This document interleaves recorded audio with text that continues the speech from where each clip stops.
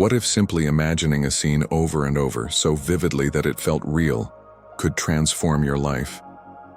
Neville Goddard believed it could, and his belief wasn't based on wishful thinking, but on a specific method, the state akin to sleep, known as SATS. SATS is a mental state that lies between wakefulness and sleep, a moment when the mind is more receptive and open to suggestion. It's in this in-between zone, when reason begins to fade and the subconscious takes over, that Neville taught you could impress powerful mental images capable of shaping reality itself. This isn't about positive thinking or vague visualization. It's about mentally stepping into a state that, according to him, molds your outer world. SATS is not a technique for daydreaming. It's a deliberate use of the mind at its most fertile moment. This state naturally arises when we're drifting, off to sleep. Neville viewed this transitional period as the gateway to the subconscious. Rather than letting your thoughts wander aimlessly, his method suggests using that moment with sharp focus to design the life you want. Why is this particular state so powerful? Because your analytical mind begins to loosen its grip, allowing ideas, images, and feelings to pass directly into the subconscious, bypassing judgment and resistance. During the day, your logical mind acts as a filter, questioning and doubting what you think and feel. But in this twilight state, the filter weakens, and what you hold in your imagination during this window is absorbed deeply. Neville said what you imagine in SATS becomes a seed planted in the fertile soil of your inner mind. And because the subconscious governs what shows up in your outer world, that seed eventually blossoms into real-life experience. It's not magic. It's a direct result of occupying a mental state with unwavering belief that what you see is already real. Applying SATS doesn't require complex rituals or hours of meditation, but it does require attention, intention, and consistency. Here's how you do it. Lie down comfortably, ideally right before sleep, in a quiet, dark room. Let your body fully relax. No phones, no noise, no distractions. Close your eyes and slow your breath. Allow your body to sink into the bed, like it's slowly switching off. You're now between control and surrender. Not fully asleep, but no longer wide awake. This is the ideal state. From here, bring to mind a brief scene that symbolizes your desire already fulfilled. Don't imagine the process of getting there. Imagine that it's already happened. It could be a hug, a conversation, a celebration.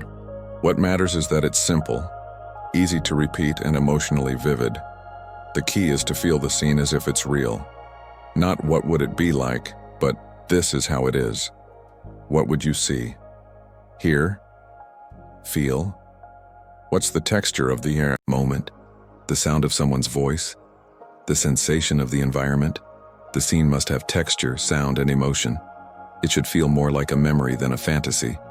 And once you've built this scene, repeat it in your mind on a loop until you fall asleep. The more you repeat it, the deeper it sinks into the subconscious. And if you fall asleep while imagining it, even better.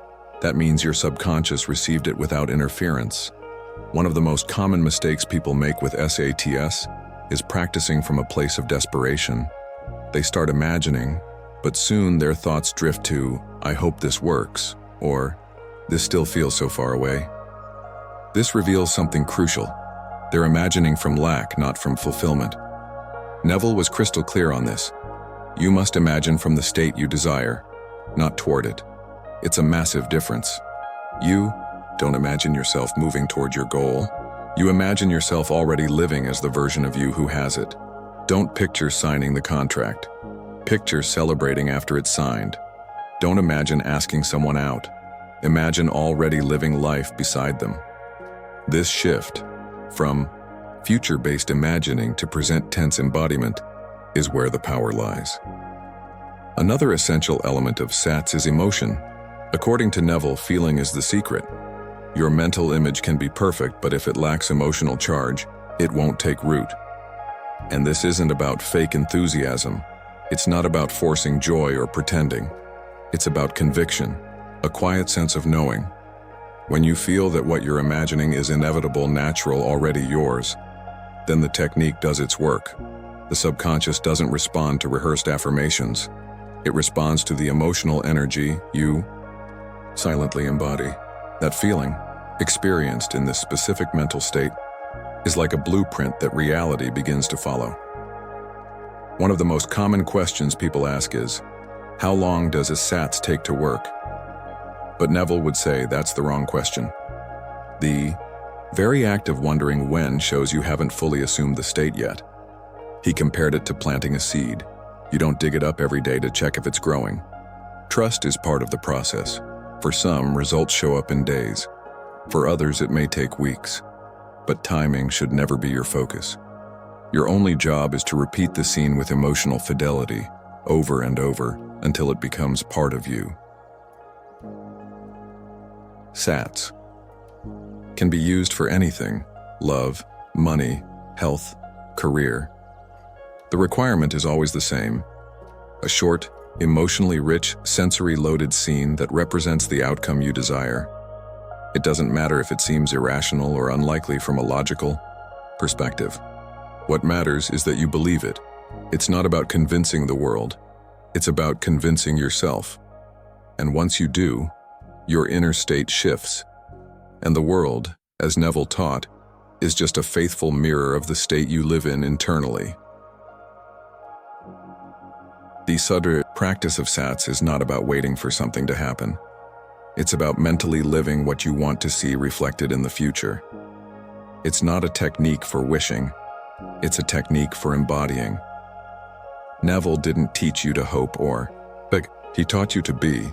And to be in this context means imagining with such intensity and naturalness that your imagined world feels more real than your current circumstances.